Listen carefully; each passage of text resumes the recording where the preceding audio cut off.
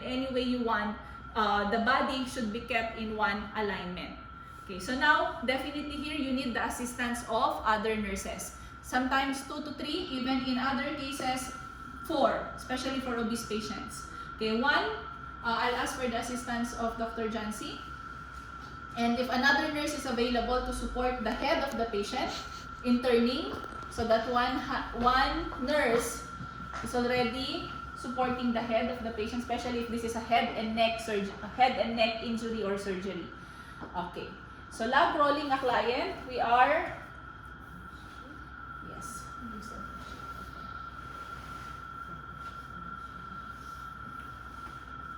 Okay, here, actually you can use the draw sheet even for the other positions, but we just reserve it for the Logrolling and for the other procedure after this. Okay. Can we just move the draw sheet lower?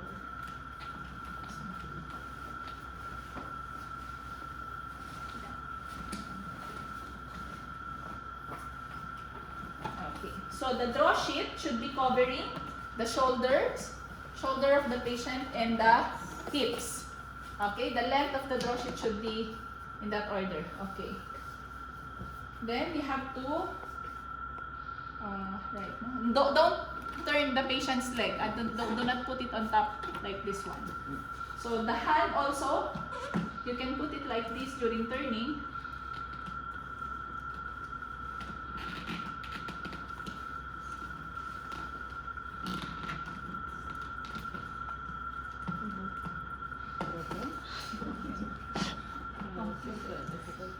Yes. Okay, so only this one, but here, no need. Okay.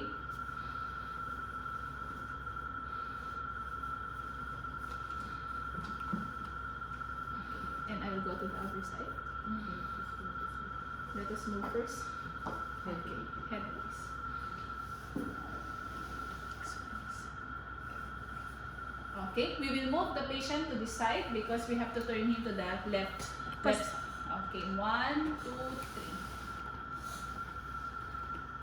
Okay, then another. Okay, Dr. Jancy will go to the other side. Okay. This time, before you turn the patient, you have to put a pillow in between the legs to prevent any twisting which can affect the spine of your patient.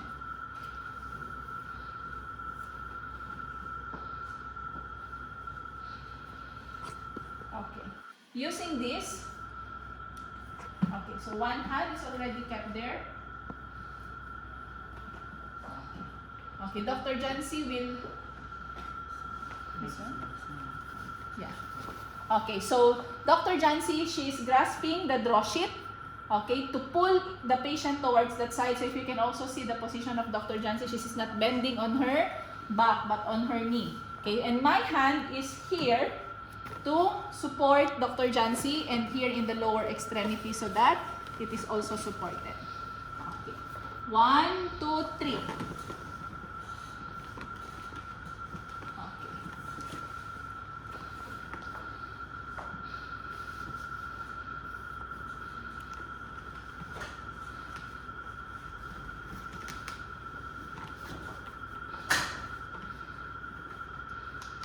Okay, and the legs, they are not flexed. Okay, kept straight, separated by a pillow.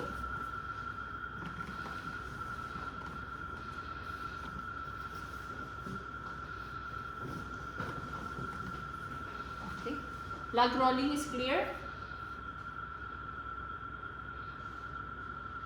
What did they say, Adam? Clear? No comment. They slept. They slept.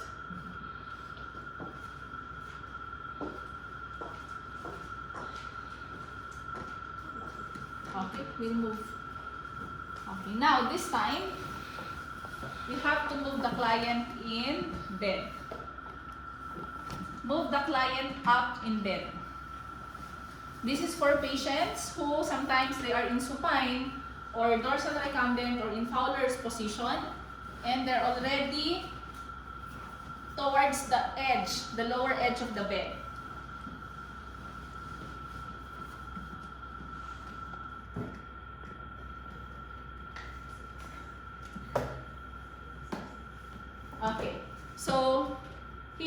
Okay, moving clients in bed. You have to move the client up in bed. This is for patients who are already towards the foot part of the bed. And you have to move them up. This is very common for patients who are kept in semi-Fowler's or Fowler's position, and even patients who are in supine or dorsal recumbent position. So here, in moving client in bed, it's very important for you to observe proper body mechanics. Okay, you have to face in the direction of the movement. So because we have to, I'll just discuss this one first. Then we'll go there. Okay, so this is, yes, I mentioned that now. Okay then. So before this one, moving client up in bed depends on the patient's abilities. So first, if the patient is able to move himself up in bed, you have to let him do the procedure by himself, but your role is only to assist him. So if the patient has some form of muscle strength and he can lift himself up, you just assist the patient. So how is it done? Like what Dr. Jancy have done here. She already removed the pillow. Okay? She removed the pillow of the patient. She put it at the headboard or the head part to support the head. Okay, then the hands of the patient, actually the hand of the patient should be reaching this. Okay? Yes. Yes. Okay. So the hands of the patient is on the headboard. Wait. Your camera.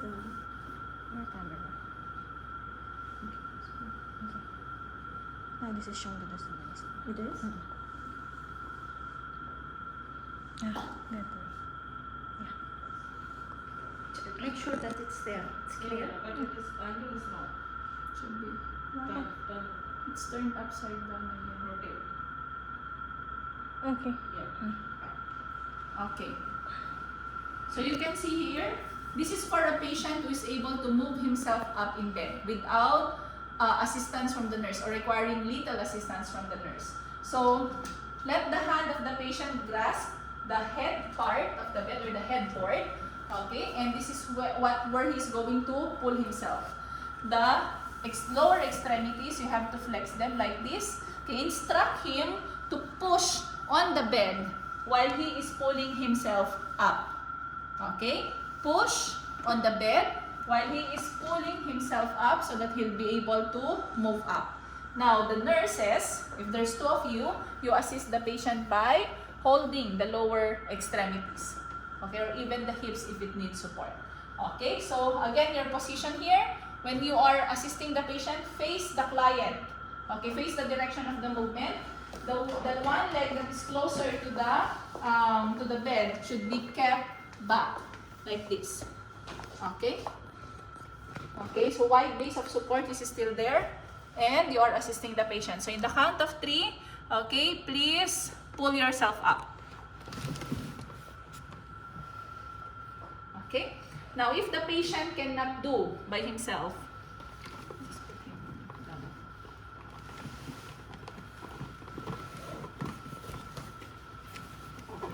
okay.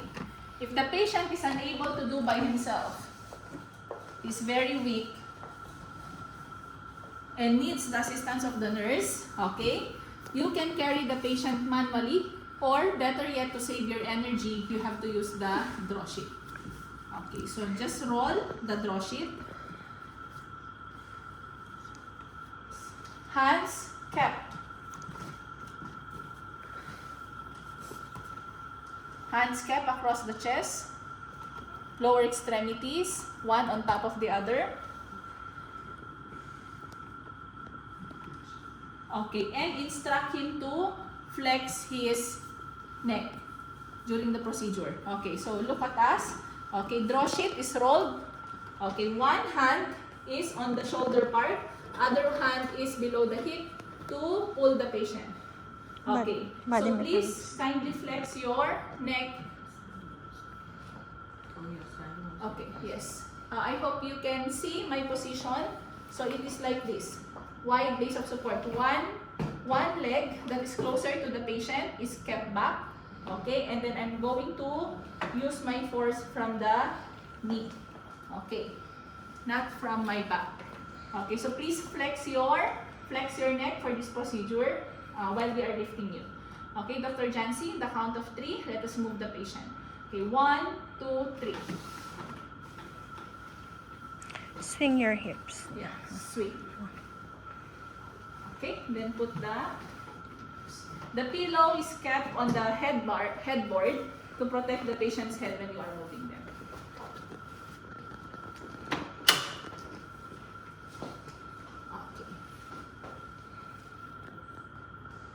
Okay, lastly, we are done with the procedures. This is for the documentation, for the range of motion exercises, for the positioning, as well as for moving the patient up in bed.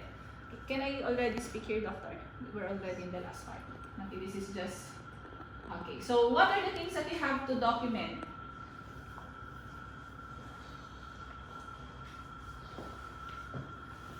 Okay, hi everyone.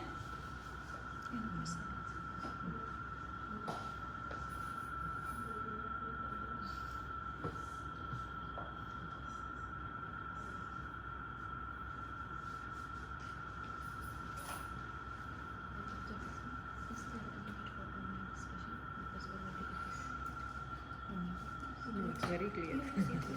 And no need time as well. Not only for time. She has If made they it very finish, good. yeah, if you finish, just let them know there's no Yes. discussion for today. Yes, doctor. Okay, so last part, documentation. For the documentation of the positioning, you have to document the time and the change of the position, okay? As I told you a while ago, there should be a 24-hour plan for changing of the position of the patient. So if you change it, at what time and what's the position you have put the patient in, you have to make sure that it is properly documented in your nurse's notes. You have to also make sure that you are assessing the patient during the procedure. Note for any signs of pressure areas. You have to observe the bony prominences of the patient. Do not just look at the patient and do the positioning without properly assessing. Okay, you have to document the use of assistive devices. So like in this demonstration, basically there are four or five assistive devices that we have used. We have made use of pillows, okay, a hand roll, a medical cushion ring, and the trochanter roll is also there, and a small pillow is kept on the sacral area. Okay, the client's ability to assist in moving and turning, this will be for the purpose of communication among the healthcare professionals so that you can see if the patient is improving in terms of muscle strength, in terms of mobility, in terms of dependence, level of dependence or level of independence. Okay, you have to take note the response of the client in moving and turning. Okay, you have to ask also, evaluate the patient afterwards. Okay, how are you feeling? Maybe the patient feels dizzy or there's any discomfort or the patient is anxious. So these things must be assessed. Okay, just for additional information, nursing diagnosis, I have kept here a list of possible nursing diagnoses for patients who have problems in mobility. Okay, so basically we have the impaired physical mobility. This is for patients who have limitation in independent, purposeful physical movement of the body or of one or more of the extremities. This is the overarching or the main or the most common nursing diagnosis that we can identify for patients who have mobility problems, patients who are confined in bed or patients who have limited mobility. How about impaired bed mobility? How is this different? This is more specific than the physical mobility. Impaired bed mobility is for patients who cannot turn or who cannot move in bed. They are completely immobilized, completely paralyzed, bedridden, they cannot even turn to their sides. Okay, impaired walking, impaired wheelchair mobility, impaired sitting, activity intolerance, patients who cannot tolerate daily activities. Risk for activity intolerance, risk for disuse syndrome, risk for fall is also there. Okay. So depends on your assessment of the patient, any of these can be identified as a nursing diagnosis.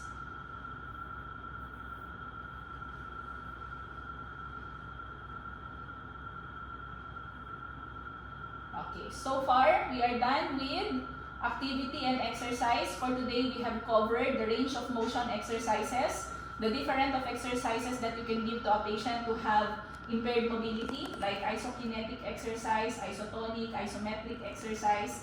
And then we move to different positions. Okay, what are the different positions that we have studied or we have done today? So first, we have the dorsal recumbent and we have the supine position. Dorsal recumbent or supine position, the patient is kept flat on bed. The only difference, dorsal recumbent, the patient has pillow. Okay, supine position, the patient is completely flat in bed, flat on bed. Okay, then we went with your Fowler's position. This is kept for patients who have difficulty in breathing and cardiac problems as well.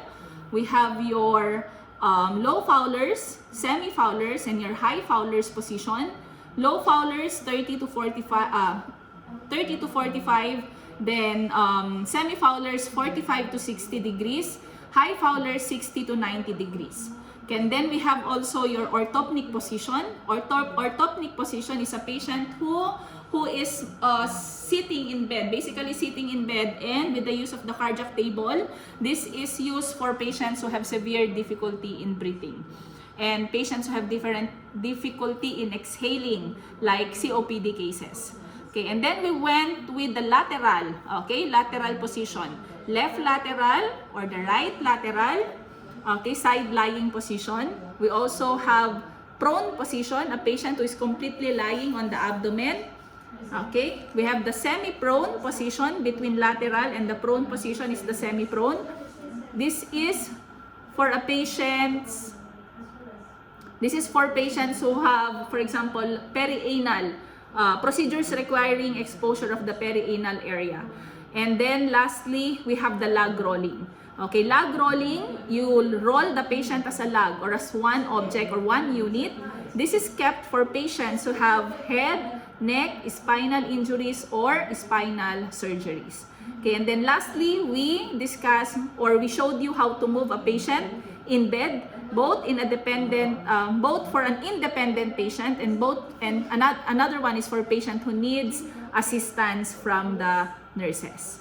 Okay, so far we are done for today. We will not have any discussion anymore. If you have any question, you may ask them now while we are still here to clarify your doubts. Any question?